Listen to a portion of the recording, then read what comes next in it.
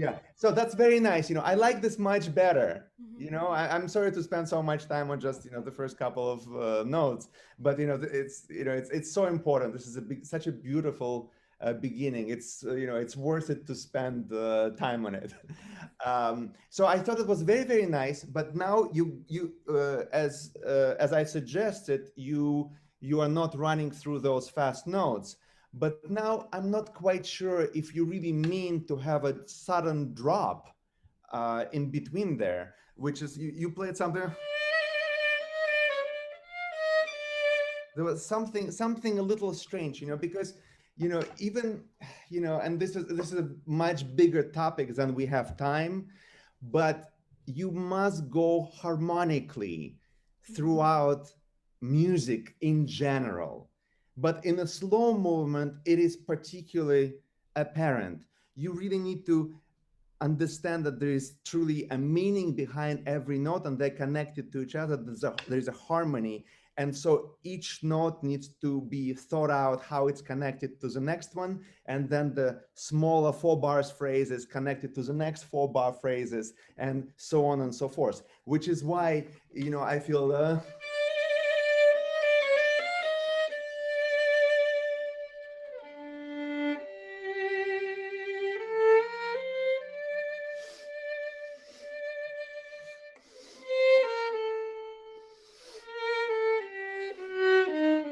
you need to figure out which note is the more interesting one to show. It's a little bit like, since you have a gallery on your wall, Mhm. right? Like I do. Just imagine that you are a gallery curator, right? And I'm this person that just walked into this gallery for the first time, and I don't recognize any of these paintings.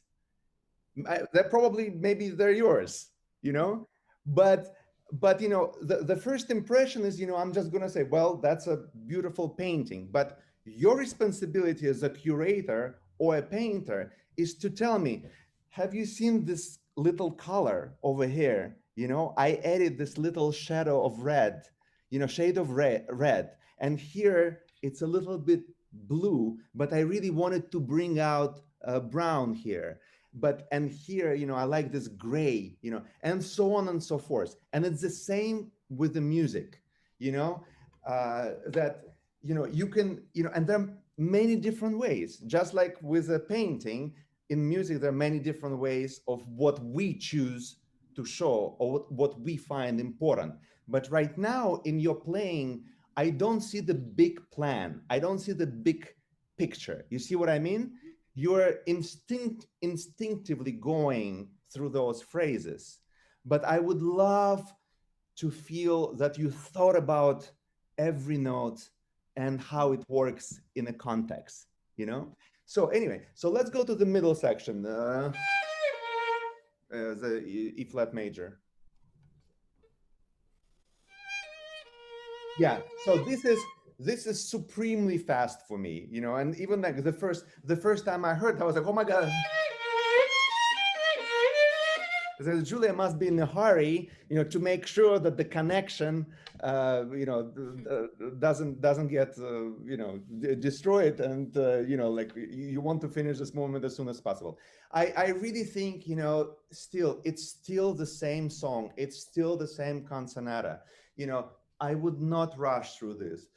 It is definitely a different character. There's no question about it. It's a completely different color, but I would love for you to show it through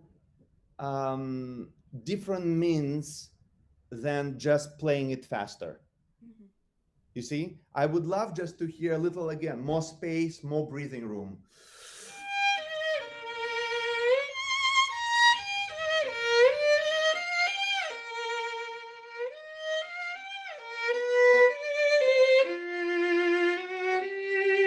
Here and back.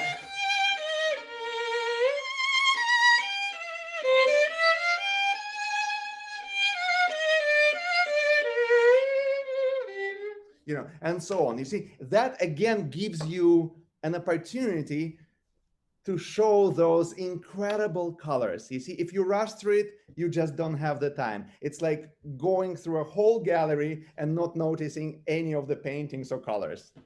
Okay.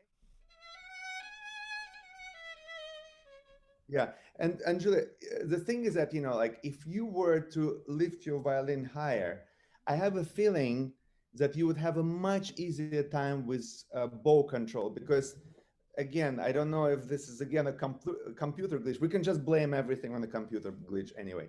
But you know, I see the bow is going. You know, I see it's kind of you know, wobbling around a little bit too much for my taste, and I think it's really impacting your sound. So, and I think by lifting your violin higher, your bow will have a very difficult time going to fingerboard, unless you consciously want to do that for a very different sound, which I don't think you do. So with this, you know, this solves a lot of problems. I think we underestimate the importance of good stance, because, you know, my favorite example is, I always ask, is it easier to climb a mountain or is it easier to go down from the mountain?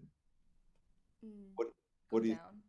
Yeah, I think most people will say go down, and occasionally somebody says going up, of course, you know, but yes, it is going down. So let me ask you this. Whenever you have to play in high positions on violin, when your violin is down like this, what is the left hand doing? It's struggling.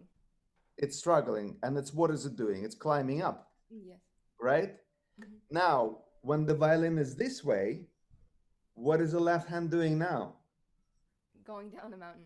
Going down, exactly. So that means that when you actually have to play in high positions, when your violin is this way, it is much easier to get into those high positions, right? Yes. And then, you know, you don't have to struggle by constantly compensating with your shoulder, with your elbow, and it all starts to look like it's just all major struggle. You know, we want to avoid that. So that's helping left hand. And for the right hand, it is exactly what I mentioned before. Once your violin is this way, the bow will most likely remain in the middle, and you will have much easier time to control your bow. Now, in addition, you see, it's a little bit like winning a prize. You know, this suggestion is like winning a prize. You know, in addition, you also get a much better projection. It is true, because when the violin is down, the sound goes directly into the floor, unless you want to play for somebody who is sitting on the floor. But in most cases, and when we're back to performing, we will be playing for audiences in big halls.